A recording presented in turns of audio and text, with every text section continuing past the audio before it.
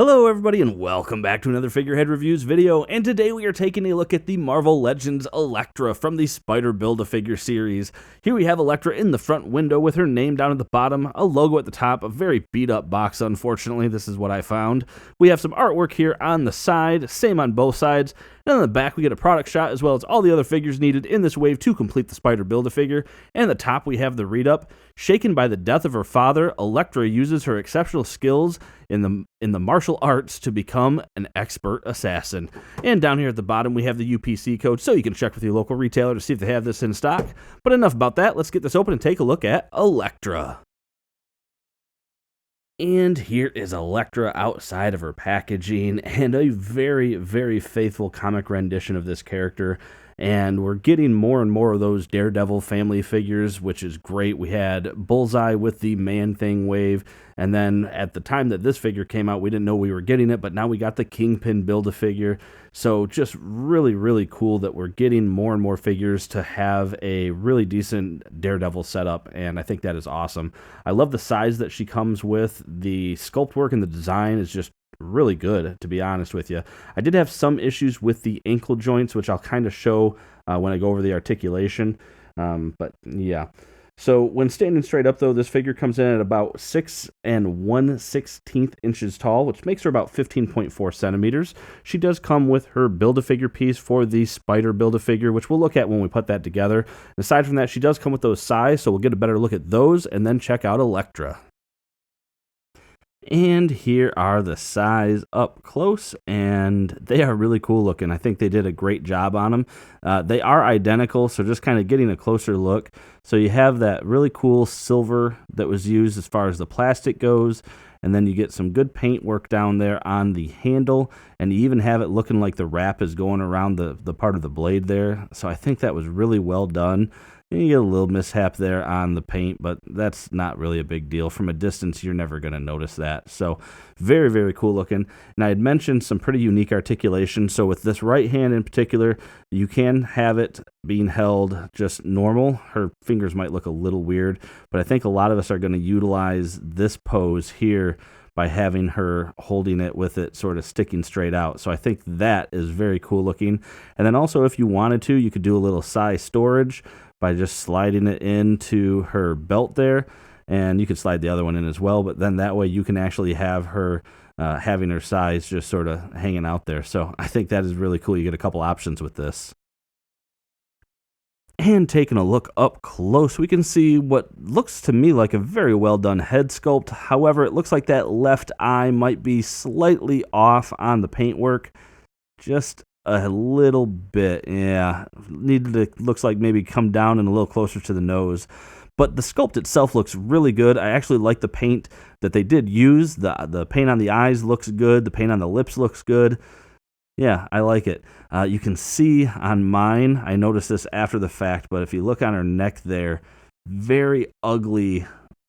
Yeah, that paint just, it's a different color almost, and it's just like a big glob went on her neck. Yeah, hopefully the hair will kind of cover that though when I have her displayed. But looking at the rest of this head sculpt, so you get the bandana at the top, or the do-rag, or I don't know what you call it when it's on a chick, but you get that on the top. You get some soft material there for the ends of that, and then you do have the hair that was really well sculpted. You don't really have any shadowing or anything like that in the hair, but that's fine, it still looks good. Going down the rest of the figure, so her costume looks good. I mean, it's just all red paint, and it kind of goes in. We have a little high-waisted hip there, but yeah, I like that. It looks good.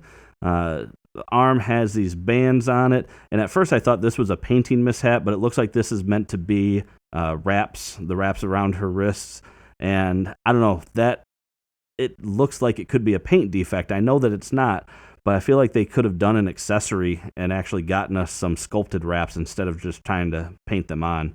And then you do have this soft material here for this piece, and then we get wraps again around her legs, boots. Yeah, I mean, it's pretty straightforward. There's not a whole lot of sculpt work necessary, and it's a pretty standard female body mold that we've seen before. Looking at the articulation, the head can go side to side, but it will start to get impeded there by the hair. And then, yeah, you can still go pretty far, actually, though. And then we can look down incredibly far, actually, but the hair, of course, is going to flare, and then you are going to have a little bit of a harder time getting her to look up. The hair is going to block that, and then, of course, yeah, it gets a little stuck there. So, but then we have arms that can come up. Oh, this one feels like it's stuck. But there we go. Arms that can come up a pretty good amount. You have full rotation, a single jointed elbow with rotation at the elbow, and then you do have hinges and rotation at the wrists.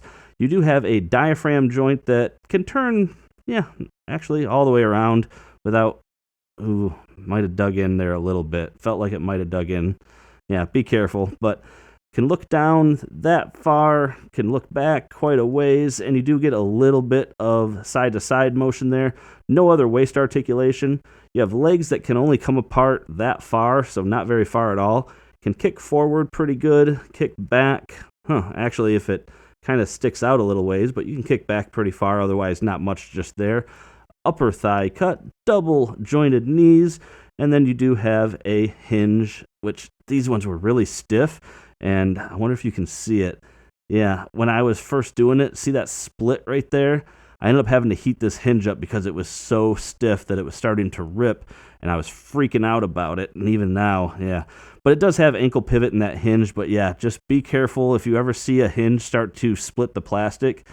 Give it a nice warm bath there for a minute to loosen it up.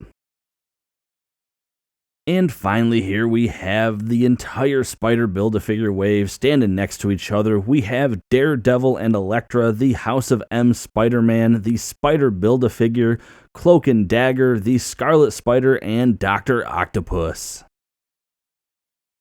And that about does it for this review, everyone. And make sure to check in the comments down below. I will be leaving my final thoughts down there, and I would encourage you to do the same. I would love to hear what you have to say, so make sure to leave that comment right below mine, with mine, whatever. I just want to hear from you. Make sure to hit that like button if you like this review. Make sure to subscribe for more content just like this. And aside from that, thanks for watching my video, and have a great day.